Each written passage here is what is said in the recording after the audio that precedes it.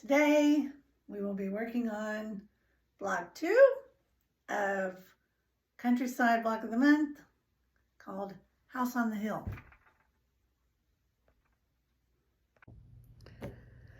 Hey everybody, we're going to start by doing the roof section like we did last time first.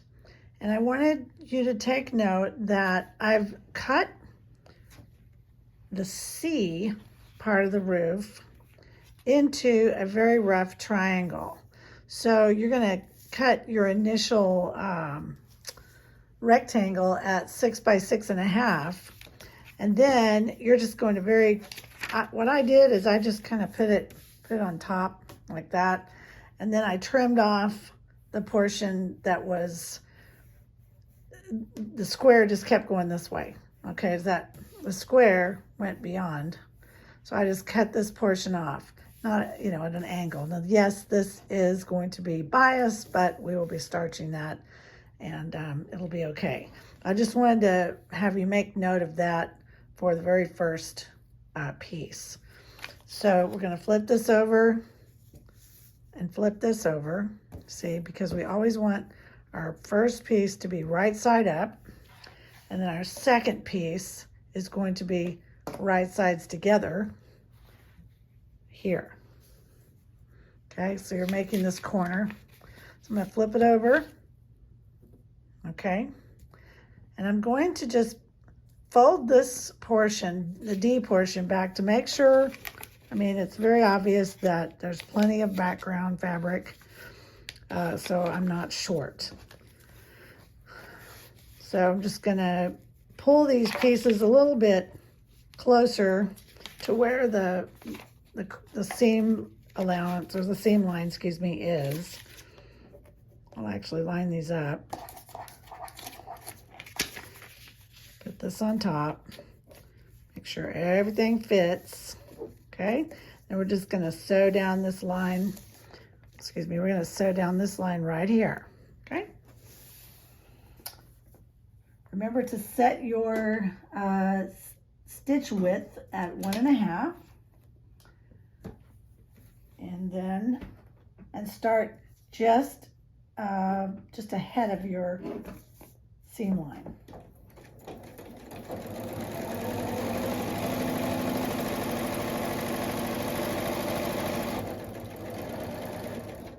And then just go just beyond it, cut your thread. And now you'll flip it over and you'll push this back, open it up, and do a finger press real quick. Set it aside and go on to the next part. So here's my A and B section. So you can see this A is really huge, but you have to make sure that's pretty big so you have plenty of space around. Okay, so we'll flip this over, flip this right side up. I'm gonna flip it back over just to kind of verify that my A piece is fully enclosed inside the piece of fabric. Okay, flip it over. I'm going to just go ahead and fold this B piece back so I can find where the stitching line is. You can see that crease right there. So we take the next, the background piece, and just lay it across. Now, if you want to, you can just trim that off, but you don't have to. Just make sure, again, that your corners go off the edge, and then you can fold it back again and see that it's going to fit. Okay, so again, it's right sides together, right side up on the back, and we're going to stitch down this seam line right here real quick. Flip it over. I'm going to go ahead and trim this section off because it's not necessary. It just adds to the bulk. Flip this over, finger press, flip it back over. So here you've got, everything is covered. Okay, we'll trim that off just really rough. I'm going to do it with the the rotary cutter and I shall return. Okay, so I've got these two pieces very roughly trimmed down, as you can see.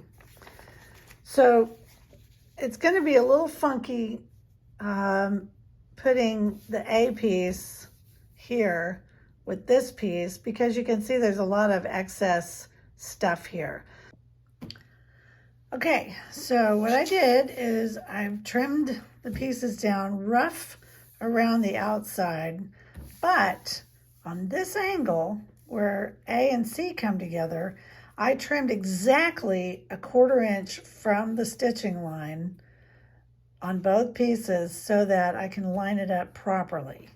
So obviously it's going to be right sides together, or actually the other way, excuse me, right sides together. And now, of course, you can't really see. So what I'm going to do is I'm going to put a pin in the corners and I'm going to just sort of find those other, so there's my pin right there. And then I'm going to go on this side and just, you know, sometimes hold it up to the light. Sometimes holding it up to the light helps. But you can see, well, you probably can't see, but if you hold it up to the light, you can see where the corner is. Okay, so I'm just going to put that there for now. And then I'm going to come down here, and this is where I'm going to sew. Okay, I'm going to hold it together like that just till I get it to the machine. I'm just going to stitch this seam down, take that pin out, keep going, hold it together. Sometimes it gets a little weird. I'm going to go all the way to the edge, or to where this dotted line is. I'm going to cut my thread. Okay, now when I flip it open, I've got my roof.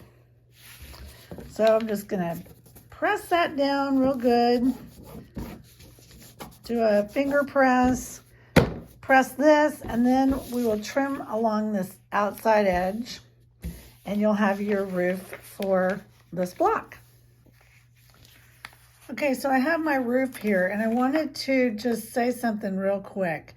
When you're trimming it, if everything isn't lining up 100% perfectly, don't worry so much about that, but you do want your piece to be 4 by 12.5. So just make sure that it measures 4 by 12.5 when you're trimming it, and you'll be fine. This is a large block. It's a 12.5 inch, or it's a 12-inch finished block, and it is a lot more forgiving than small blocks. So it's always good to lay your pieces out like this on a board, because guess what? I'm missing that one. I forgot to cut it. Okie dokie, here we are. Got the last piece. We will start to sew.